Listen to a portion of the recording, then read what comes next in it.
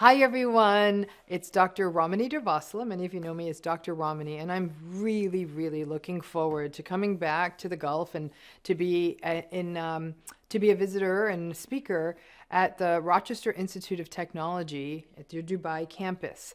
I'm going to have the opportunity to speak to you about understanding emotional dynamics. And I think that what ends up happening is how busy we are, whether as students or faculty, and just going and going. We don't often sort of nurture that part of ourselves. And we think like, oh, I just have to get everything done first. What I'm hoping in this particular lecture is to understand that, help everyone understand, is that relationships involve more than one person, right? While we can do work within ourselves to show up in the best way possible, part of mental health is understanding sort of, if you will, the dance, the back and forth within a relationship. And some of what I hope to talk about with all of you is to talk about what qualifies as healthy in a relationship. You know, you think about, again, your students and students at a very high level, learning very technical information, all the things we learned in school, right? Arithmetic and reading and writing and all kinds of fact-based information. But what we're never systematically taught is what constitutes healthy in a relationship. And I think that certainly, and we'll be doing this in our session, we sort of lay out what your experience has been and what is healthy. But being able to list out what qualifies as healthy, but also being aware of what's not healthy in a relationship and what's not acceptable. Because when we are exposed to unhealthy patterns in relationships, we often feel a pressure to doubt ourselves. Like, maybe I'm reading this wrong. I have to make this work. There's a tremendous pressure. The pressure can be from our families, from our peers, and from society at large to sometimes make situations that are not good for us work. Now, none of us have the luxury of saying, "Whoop, I don't like this. I'm going to walk away from this." We just don't. And even people talk all this talk about boundaries and all that, and even culturally, that doesn't always work.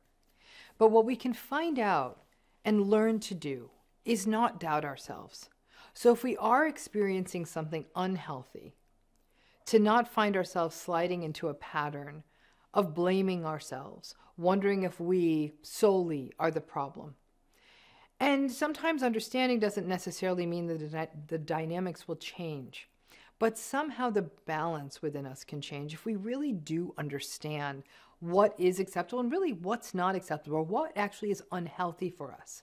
And ultimately what makes it unhealthy is not understanding. Because when we don't understand, there's a tendency to internalize what's happening in one of these relationships in a way that's very much to our demise.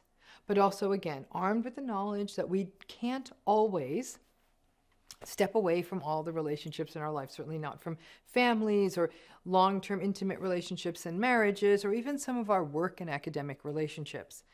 But somehow understanding how it works, learning how to engage in unhealthy relationships in the healthiest way possible, cultivating supports where we do feel seen and heard so that we have those as safe spaces to land, and ensuring that we put as much effort into taking care of our emotional health as we do our other forms of our health. Think about it. Twice a day you do pick up your toothbrush, and you brush your teeth, and you take a shower, or you remember to take your medication, or take a walk or exercise. You do things for your physical health.